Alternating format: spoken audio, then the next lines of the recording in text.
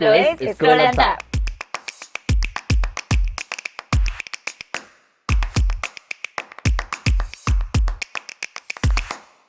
¿Qué onda, scrolleros? Bienvenidos una vez más a su programa de confianza, el Scroll and Tap.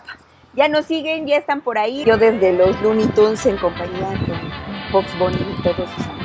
Pues ya como todos sabemos, ¿no? Estamos en teoría comenzando apenas a ver qué onda con la desescalada. Parece que ya estamos libres de pecado y que ya estamos todos libres para salir, pero aún no. Y es que para eso tenemos unos bonitos semaforitos que nos van a decir qué onda con eso. Es cierto, no lo crean, todavía no regresamos a la nueva normalidad. Este 1 de junio ya regresamos a lo que es el plan de la nueva normalidad y que incluye, como bien decía Monse, hay un semáforo epidemiológico que está controlando la mayor parte del país y pues si ustedes se dieron cuenta, a lo mejor no checaron la conferencia de prensa de la mañanera ni tampoco la de López-Gatell de las 7 de la noche, la novela, como bien dicen muchos de ustedes y de nosotros. Regresamos a la nueva normalidad y hubo un mapa ahí en las redes sociales que se estuvo difundiendo muchísimo, en donde veíamos a un México pintado de rojo y no por todos los asesinatos que hay, aunque también debería estar pintado por eso. Pero ¿qué incluye que todo el país esté pintado de rojo? Eso quiere decir que los contagios todavía siguen en un grado exponencial, que no se han ido... Aún no has configurado ningún accesorio de HomeKit. Sí. Lo siento. Termostatos y otros dispositivos. Que te cheques el termostato. No. El semáforo rojo aplica que las actividades que no cerraron pues van a seguir en actividad, pero se van a incluir otras nuevas. ¿Cuáles se incluyen? Se incluye la minería, se incluye la construcción y se incluye la fabricación de equipo de transporte y también la distribución y fabricación de cerveza. Para muchos que han estado diciendo que necesitan y que ya les surge tener una cerveza en su casa, ya se va a empezar a distribuir.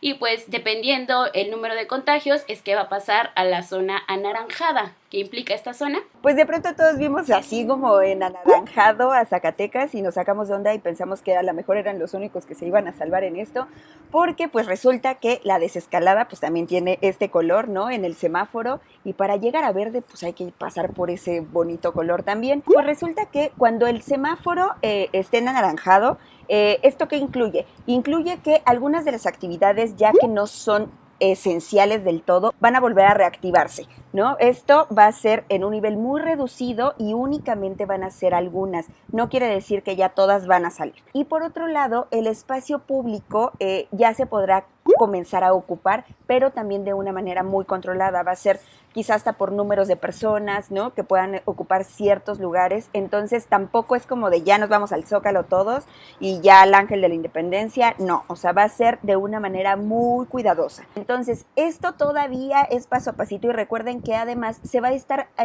como avisando de estos colorcitos del semáforo por estado cada semana. Entonces esto va a ir fluctuando porque en realidad tampoco es como, o sea, no estamos asegurados de que vayamos en anaranjado y entonces si todos salimos y pues a lo mejor, pues no es que se vaya a ir a verdes ni a amarillos, a lo mejor se puede ir hasta a rojos, ¿no? Entonces por eso es importante como tener todas las precauciones.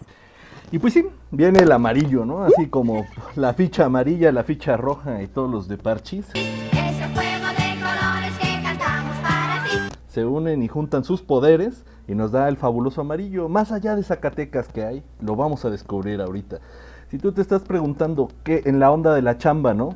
¿Cuándo se va a regresar? Ya se va a poder regresar todas las actividades, las esenciales y las no esenciales, pero van a tener ciertas restricciones. Los que puedan hacer home office lo van a poder hacer desde su casa. Por ejemplo, en la Ciudad de México se puede hacer se están planteando el 4x10, que 4 días vas a la oficina, 10 días haces home office, entonces todo este tipo de cosas. Pero lo más importante es que ahora sí, ya las actividades de recreación, así como lo que son museos, cines, teatros, espacios públicos como parques, ya la gente va a poder entrar, pero con aforo reducido, ¿no? En los parques va a ser un poco más complejo porque pues no hay de que caben tantas personas, no sé qué, más que van a estar ahí los polis checando que no se atasque, ¿no? Y en el caso de museos y toda esta cosa como los cines, pues también va a haber nuevas medidas, ¿no? Pero este caso va a incluir que ya haya más movilidad, porque ya la mayoría de la gente va a estar regresando a trabajar, pero todavía los chamacos no vuelven a clases. ¿Eso pasará cuándo? ¿Como para cuándo les gusta que pase? es cuando el semáforo ya esté en verde, ¿no? Hay que mencionar algo también, cómo va a ir pasando el semáforo de color a color. Esto lo van a medir dependiendo también la capacidad hospitalaria que tenga cada estado. ¿Cómo van a medir esto? A partir de la capacidad hospitalaria. Cuando esté el semáforo en rojo, que es en el que estamos ahorita, es porque la capacidad, la ocupación, está arriba del 65%, o que al menos en 2 semanas el incremento de contagios ha sido estable, ¿no? Ha sido considerable este número. Para pasar al color anaranjado es porque la ocupación ya es menor a 65%, o igual 2 semanas continuas, así ha habido una tendencia a la baja del número de contagios. ¿Y qué pasa con el amarillo? Con el amarillo va a ser ocupación menor a 50%, y pues aquí en la Ciudad de México se piensa que todo junio vamos a estar todavía en rojo y quizás ya vamos a hacer el tránsito hacia el color anaranjado, pero pues depende de cada estado, así es que quizás lleguemos hasta el color verde a mediados de agosto, septiembre, que va a implicar que ya estemos en el semáforo verde. Ya cuando lleguemos al semáforo verde o algunos de los estados ya marquen este color, significa que vamos a poder regresar a las actividades, ¿no? Tanto esenciales como no esenciales. No es que vayan a bajar como las medidas de prevención hacia los adultos mayores o hacia las personas que tengan riesgo, sino lo que se pretende también es que podamos ya establecerlo como algo normal. O sea, que más bien ya tengamos como ciertos hábitos que nos permitan ya tener esta normalidad, y entonces ya no sería tanto como reducir las medidas, sino más bien tenerlas todo el tiempo, ¿no? Aunque también ya se podría ingresar a actividades normales. Obviamente todo esto y cada una de estas fases va con lo de siempre. No acercarnos tanto, ya no le vamos a poder soplar al pastel, lo siento. Para muchos también, pues que no les gusta dar beso al momento de saludar o este contacto físico, ya, o sea, va a ser algo normal, no vamos a entrar a esta otra parte de no te preocupes, si no das beso es porque no es que seas descortés, es que en realidad pues tenemos que poner esta barrera para que no nos contagiemos y no me pegues tu virus si es que lo tienes.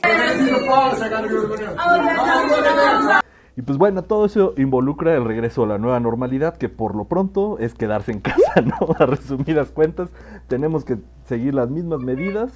Cada 15 días, o sea, cada semana van a ir anunciando. En la Ciudad de México ya dijeron que pues mínimo hasta el 15 de junio tenemos.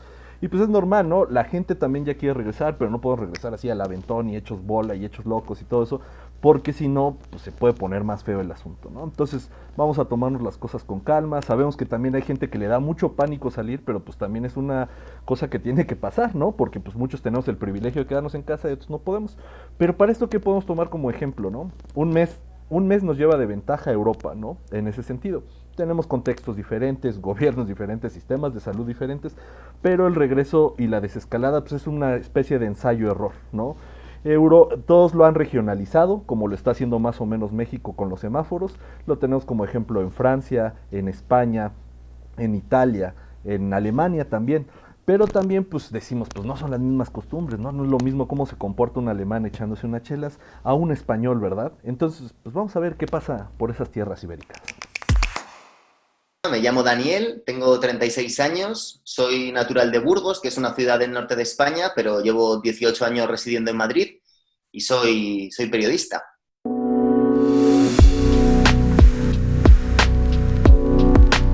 Básicamente en España somos 17 regiones, que aquí se llaman comunidades autónomas, entonces la desescalada se está haciendo en 3 fases. Y depende un poco la región, el número de casos que tenga y el número de muertos y cómo esté su sistema sanitario para incluirlas o no pues en las distintas fases. Ahora mismo la mayor parte del país ya ha pasado a fase 2, salvo Madrid, Barcelona, que son las 2 principales ciudades, y también Castilla y León. La situación ha mejorado mucho. En Madrid estamos ahora mismo en fase 1. Fundamentalmente el principal cambio es que se pueden ir a las terrazas. Se puede ya ir a una terraza, a un bar, a tomar algo con tus amigos. Está permitido ya también visitar amigos y familiares en casas, y esas reuniones son hasta 10 personas, están limitadas. También en el ámbito del comercio, pues hay prácticamente todos los pequeños comercios ya pueden abrir con cierta normalidad. las calles de Madrid son otra cosa. Hemos visto pues desde un despliegue que ha llegado a haber militares en las calles para controlar la situación y muchísima policía, muchísimos controles, y ahora pues ya la gente pasea con cierta tranquilidad, queda con sus amigos, hace muchas fiestas y comidas y cenas en casas. Entonces, bueno, la situación ha mejorado bastante.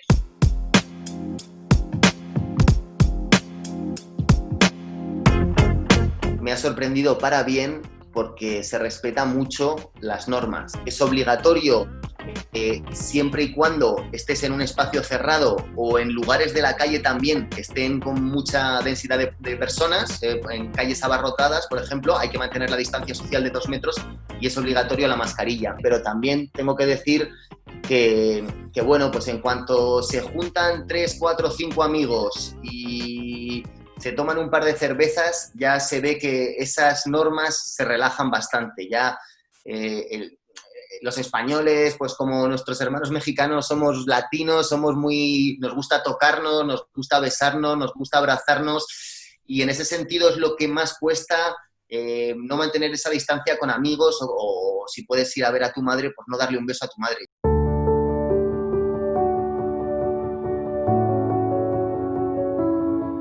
Yo creo que incluso aquí lo hablamos, que es un poco como un síndrome de Estocolmo de cuando te secuestran, ¿no? Pues hay gente que tiene ese síndrome un poco con el coronavirus, de como que no quiere que acabe el confinamiento, como que en casa se está mejor que fuera, porque claro, el pasar de fase no implica estar obligado a salir a la calle, y hay mucha gente que permanece en sus casas, que tiene miedo y que dicen que hasta que no haya 0 casos y no haya muertes, pues prefieren evitar cualquier tipo de contacto social. Es un poco eso que decía, que el coronavirus, hasta que recuperemos la normalidad, va a ser complicado, ¿eh? Todavía es el monotema, solo se habla de eso en las reuniones con amigos, entonces, bueno, de momento creo que sí que más que miedo, yo creo que ahora estamos en una fase ya de respeto, ¿no? Y de decir, joder, después de estar 2 meses o casi 3 meses encerrado en casa,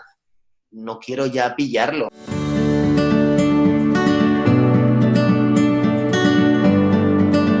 Lo primero que hice en cuanto se permitió fue quedar con varios amigos, ir a una terraza y tomarme una cerveza. Yo creo que es algo que ha hecho prácticamente, me atrevería a decir, el 80, el 90% de los españoles. He estado 3 meses sin ver a mi familia. Nosotros somos una sociedad también muy familiar, muy de amigos, entonces estar alejado de los seres queridos es lo más duro en estos momentos. Así que yo creo que una vez que ya se permite pues quedar con los que viven en tu provincia hasta 10 personas, cambia mucho el panorama. También la reapertura de los comercios y de muchos trabajos, pues eso genera que muchas personas o empresarios o gente que tiene una pequeña tienda pues tenga otro ánimo, ¿no? Porque han sufrido 2 meses o 3 meses de pérdida de mucho dinero y una grave crisis. Entonces, bueno, pues poder abrir tu bar, tu pequeña tienda, tu comercio, pues también eso es una satisfacción personal. Así que yo creo que la vía familiar y de ocio y la vía también profesional es lo que está ahora fomentando pues que la gente esté ya pues mucho mejor.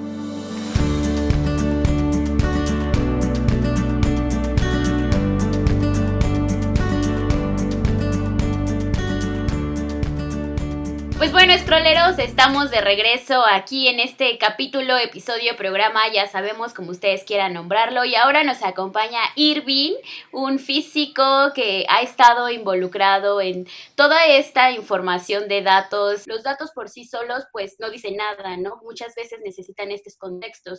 Sí, para mí es súper importante darle contexto y darle sentido a los datos, porque yo vengo justo del otro lado, ¿no? Yo fui académico durante mucho tiempo y vengo justo de un lugar en donde usualmente los datos son simplemente números.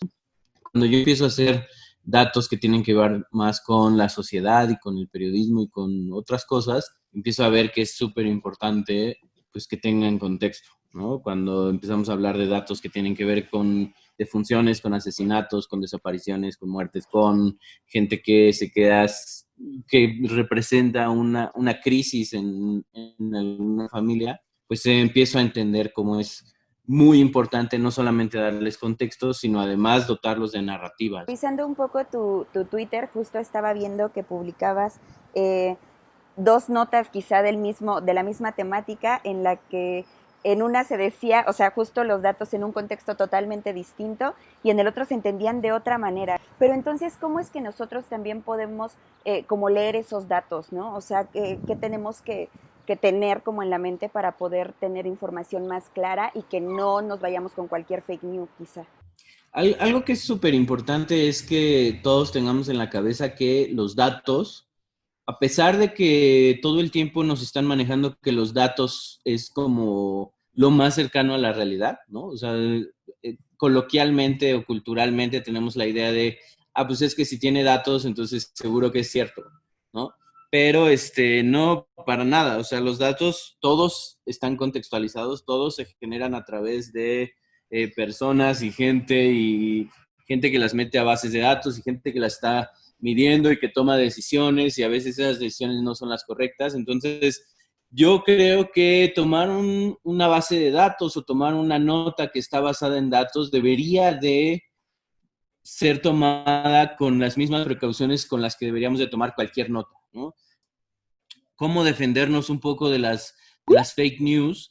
Los datos sí ayudan, por supuesto, pero creo que es muy importante empezar a entender qué es lo que están diciendo y no solo qué están diciendo los datos, sino qué está diciendo la persona que está tratando de interpretar los datos, que eso es sumamente importante. Muchas veces, pues el dato es simplemente el dato y la interpretación que le da a la gente que está escribiendo la nota o que está leyendo la nota o quien está haciendo uso de ese dato puede ser completamente diferente, ¿no? Por ejemplo, el análisis de datos es muy importante para la toma de decisiones, ¿no? En este caso, pues son muchos factores, pero hay algo en especial que quisiera que si nos pudieras explicar un poco a la audiencia, que es el factor de reproducción, ¿no? El factor de reproducción, lo que en los modelos se llama R, ¿no? O en la literatura científica se llama R, el parámetro R, es uno de los parámetros más importantes en esta pandemia o en esta, digamos, crisis, ¿no? Yo diría que es uno de los dos más importantes. Por un lado R y por otro lado qué tan cerca estamos de saturar el sistema de salud. R esencialmente lo que quiere decir es a cuántas personas en promedio alguien que está infectado va a infectar. R nos dice una cosa que es súper importante. Si R es mayor que 1, entonces la infección sigue creciendo. ¿Por qué? Porque yo en promedio contagio a alguien más, o alguien es 2 más, o alguien es 3 más, o alguien más, ¿no? Si R es menor que 1, o cuando R baja y es menor que 1, entonces en promedio yo ya no contagio a una persona, ya contagio a menos de una persona. ¿Qué quiere decir esto? Por supuesto no contagio a 0.3 personas, sino más bien de 3 infectados que tienen, solamente uno tiene la capacidad de pasar el virus, ¿no? Entonces, conforme R sea menor, el virus corre más lento. Entonces, lo que deberíamos de estar buscando con todas estas decisiones de política pública es justo bajar esta R. Ahora, R tiene muchas complicaciones. R depende del tiempo y del lugar en donde estemos, ¿no? De la ciudad. También depende de las acciones que tomemos, ¿no? Y además, medir R no es nada fácil, o estimar R no es nada fácil, por todas las dificultades que ustedes puedan imaginarse, de si estamos haciendo o no pruebas suficientes, si estamos probando a las gentes que tendríamos que probar, si la gente llega al hospital o prefiere quedarse en su casa, si se reporta de forma precisa, si se reporta constantemente en el tiempo. Es muy importante mencionar y que en estas semanas o en estos últimos días se ha dado el debate de México ya alcanzó el top 10 de los países con más muerte, ¿no? Entonces, creo que eso es tan sensacionalista en el periodismo y para contar historias y más en estos momentos. Y esto que mencionas es súper importante, ¿no? Pareciera que allá afuera hay una competencia entre los medios por ver quién saca la cabeza más sensacionalista, ¿no? Y entonces México ya en tercer lugar, no sé a quién le sirve esa información realmente, excepto a quienes están viviendo de clics y de clickbait y ese tipo de cosas, ¿no? No es realmente la información que necesitamos y que queremos. No nos dice nada, como bien dices, compararnos con Holanda. ¿Por qué? Pues porque la comparación ni siquiera tiene sentido, ¿no? La densidad poblacional es completamente diferente, las condiciones económicas son completamente diferentes, las actitudes y política pública que se tomó con respecto al virus es completamente diferente. Pero ojo, esto sucede todo el tiempo. Ahorita es súper evidente, ¿por qué? Porque todo el mundo tiene los ojos en la pandemia y en si vamos bien o mal y si ya vamos a poder salir o no. Pero yo recuerdo este tipo de cabezas y este tipo de artículos en muchos otros temas en donde les encanta hacer eso, ¿no? Les encanta decir, la Benito Juárez con niveles de criminalidad similares a Bélgica. Pero entonces, ¿cuál sería mi recomendación? Mi recomendación es que se acerquen a los especialistas, por supuesto, ¿no? De nada sirve escribir una nota con lo que más o menos entendemos si no estamos entendiendo realmente. Ahora, con todos estos datos que tenemos, con toda la importancia que hemos platicado de entender el contexto para poder tomar decisiones a partir de las políticas públicas, ¿cómo ves este regreso a la nueva normalidad, no? Porque el viernes pasado el gobierno federal nos presentó ya el primer semáforo epidemiológico en donde veíamos al país completo rojo y solamente Zacatecas en anaranjado. Primero que nada las veo súper adelantadas, ¿no? Como bien decíamos, la mayoría de los datos que tenemos, pues no nos permiten realmente concluir que ya estamos en algunos lugares bajando, ¿no? En la mayoría de los lugares en donde han dicho que ya estamos bajando y que ya el pico ya pasó, ¿no? Que de nuevo recuerdo un poco Cancún, por ahí Tijuana lo han dicho también, y Ciudad de México también me parece que dicen que el pico ya se alcanzó y empieza a bajar. Salvo Ciudad de México, en los otros dos casos no tenemos datos suficientes, ¿no? Los datos realmente están fluctuando un montón, tienen un montón de retraso, ¿no? Entonces, pues por un lado veo estas medidas altamente adelantadas. En ningún país creo que se han anunciado medidas de ya vamos a regresar cuando todavía estamos para arriba, ¿no? Cuando todavía estamos preocupados por que esto no se vaya a salir de control, ¿no? Una de las ventajas es que esto, al menos por lo que podemos ver y apreciar, no se ha salido del control por completo, que es lo que ha pasado en Italia y en España y en otros lugares, ¿no? En Nueva York, aquí pareciera que sí hay algunos pedazos de información que dicen en ciertos lugares hay hospitales ya saturados, en ciertos lugares las funerarias no se dan abasto, pero no ha pasado al nivel de otros países. Pues hay un gran reto, ¿no? También para entender estos datos. Y están los datos y hay que, pues, por lo menos nosotros como informadores también estar un poquito más cerca de los expertos para poder dar, pues sí, un poco de información más precisa.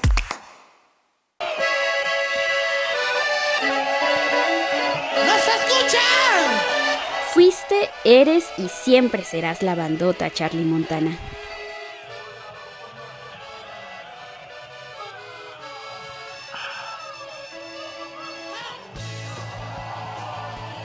Ay, qué día 5, Franz.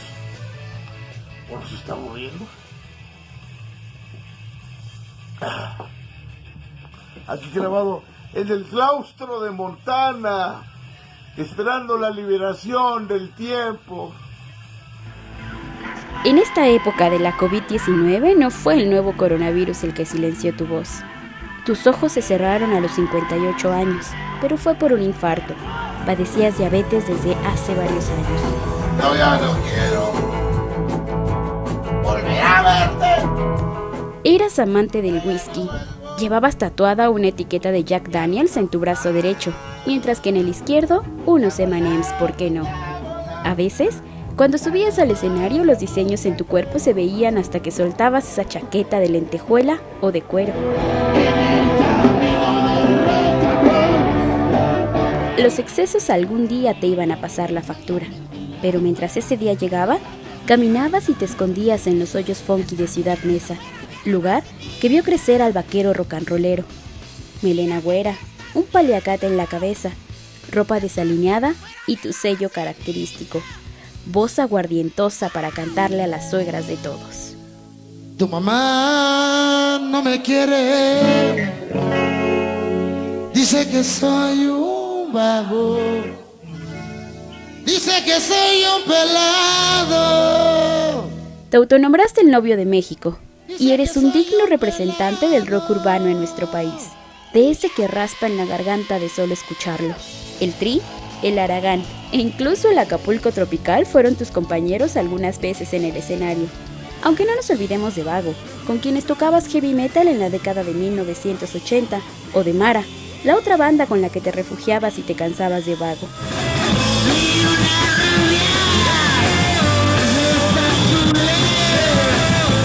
Tocaste en grandes escenarios. El Vive Latino te sorprendió. ¿A quién no le va a sorprender?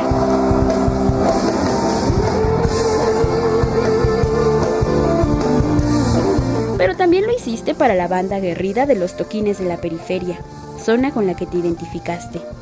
También tocaste en la marcha del orgullo gay, ¿te acuerdas? Armaste un pedote antes de subirte al escenario. Al menos así lo registraron en tu documental Soy yo, Charlie Montana. No mames así, cabrón. O sea, nunca me hables así, cabrón. Nunca me hables así, cabrón. No soy tu puto empleado, grábate eso, cabrón. Me vaya a hacer el tuyo, En una entrevista aseguraste que no dejas escuela en el rock and roll, porque cantabas del nabo. Afirmaste que eras un actor, un entretenedor, y lo mejor es que lo disfrutaste.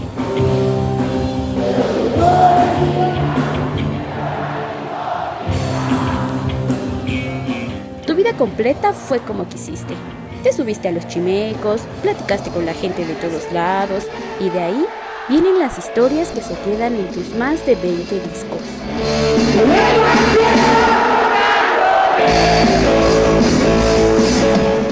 No esperábamos tu muerte en estos días, Charlie. ¿Cómo rendirte homenaje? Pues obvio escuchándote, poniendo tu música a todo volumen y recordándole a la gente quién es el vaquero rock and rollero, porque tú eres la pura milpa real. Porque la rueda sigue girando, sigue rodando, la puta puteando, la rata robando, yo preguntando, ¿cómo he podido vivir todos estos años toqueando, cantando, rolando, chupando, viviendo todos estos años? Porque la rueda sigue girando.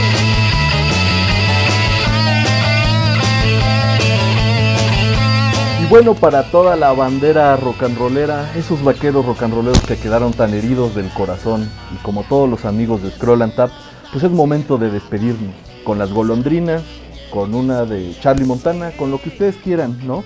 Y pues vamos a la sección favorita de todos, las tapetas. Y pues bueno, tenemos a Netflix, ¿no? ¿Qué haríamos sin Netflix en esta cuarentena? ¿Nos volveríamos changos? ¿Nos volveríamos locos? Pues no sé. Pero les queremos recomendar algo que está súper chido a toda la banda que les gusta el deporte y que fueron fans en los 90s de los Bulls de Chicago. Les traemos The Last Dance, ¿no? Una coproducción entre ESPN y Netflix, que la verdad trae grabaciones inéditas de la temporada 97-98 de esos Bulls, y poco a poco nos va mostrando pues la personalidad, ¿no?, de aquellos míticos héroes del deporte. Michael Jordan, pues todos lo recordamos sonriente y con sus tenis y con sus Nike, pero también sale el lado oscuro acá de mi Michael cabecita calva, ¿no? Cómo era Pippen de chavo, cómo siempre estuvo feo, ¿no? Todo ese tipo de cosas. Y también los chismes, ¿no? Los chismes que hay en un equipo, el dinero, las intrigas. Entonces, digamos, es entre cuna de lobos, un equipo que va por el 6º campeonato, y la verdad con una realización padrísima. Y pues también es una forma de desmitificar y también hacer más grande la leyenda de aquellos Bulls de los 90s. Pues yo en esta ocasión les traigo dos recomendaciones. Una tiene que ver con libros. Este libro que estoy leyendo de Vivian Gornick, que se llama Apegos Feroces, editado por Sexto Piso. Es un libro en donde cuenta la relación Vivian Gornick con su mamá, caminatas que hacen a lo largo de Manhattan. Ellas viven en Nueva York. Vivian Gornick es una periodista y es una escritora estadounidense que vivió la mayor parte de su infancia en el Bronx. Imagínense esto, vivir en el Bronx, en una época época bastante difícil, ¿no? En la época de los 50, 60, o sea, toda su familia en esa época creció. Y entonces ella narra lo que significa vivir en este edificio, que es la portada. Quizás si nosotros podemos llegar a imaginar que este edificio en el que vive ella, la relación que tiene con su mamá y la relación que existe con otras mujeres. Vivian Gornick es una mujer feminista y pues obviamente en este libro trata de toda esta relación, ¿no? Que existe con su mamá, pero también con las mujeres que habitan en este edificio. Es un libro muy interesante porque está narrado a manera de crónica y pues lo pueden conseguir en Editorial Sexto Piso. Y por otra parte, otro documental que vi igual en Netflix es Mystify, de el cantante líder de la banda In Excess, esta canción muy bonita que ustedes quizás conocen, Never Tear Us Apart. Van a saber a quién se la dedicó. Y pues es un documental en el que narra la vida de este personaje, que es muy mítica su historia porque termina en un suicidio en la década de 1990. El hombre nació en 1960, entonces narra 40 años de su vida y lo que significa para él la importancia de querer ser alguien, ¿no? De querer ser visto como un artista y no como un cantante sexy que se para enfrente de un escenario. Lo muy interesante que se me hizo es que la mayor parte del documental, las 2 horas casi que dura, está mostrando pura imagen que grabó él a lo largo de su vida desde chiquitito hasta que falleció, hasta que se suicidó en 1996, 93, no recuerdo muy bien el año, pero no es una pérdida de tiempo para nada. Hay chismes también ahí con uno de los integrantes de Oasis, así que véanlo. Está en Netflix, se llama Mystify. No sé si a ustedes les pasa, pero yo soy malísima para la historia universal de México, la de mi vida toda, ¿no? O sea, nomás no se me da. Y entonces he intentado como muchas veces, pues intentar leer libros, ¿no? Que me sean como muy amigables para poderme aprender ciertas cosas súper básicas, ¿no? Y entonces en esta búsqueda constante de a ver cómo carajo se me pega, últimamente estamos viendo mucho unas brigadas. En YouTube ustedes se meten y buscan Brigada para Leer en Libertad, que son capítulos y básicamente son historiadores pues haciendo debates específicos sobre ciertos personajes de la historia, ¿no? Algunos están con unos, otros con otros, a favor y en contra, y entonces pues así hablan de Villa, ¿no? De Zapata, hablan de Hidalgo, hablan de Maximiliano, hablan de muchísimos personajes, y la verdad es que es muy interesante pues conocer como los puntos de vista. En Netflix hay un documental que se llama Patria, que también es de Paco Ignacio Taibo, y narra mucho como la batalla de Puebla, ¿no? Que realmente, pues no fue una batalla, ¿no? Fue una guerra, y fue la guerra que ganamos, ¿no? Pero todas estas y la que celebran en Estados Unidos y nosotros no. El 5 de mayo. Todo el tiempo como que te maneja esta onda de, o sea, realmente, ¿qué es la patria? ¿Qué es realmente? Eso sí es la gran incógnita. Síganos en Facebook, síganos en YouTube, estaremos subiendo más contenido. Tendremos muchísimas sorpresas ahora que comience la desescalada. Y pues ahí van a ver una notita en respuesta a la Brigada para Leer en Libertad. ¡Oh! Bien, y qué bonita azotea la tuya, Monse. Nos gustó muchísimo. Suscríbanse a nuestro canal y pues aquí dejen los comentarios. En el programa pasado tuvimos un comentario, muchísimas gracias. Estamos subiendo, si va de 2, no, esto va como el coronavirus. Bye. Bye bye.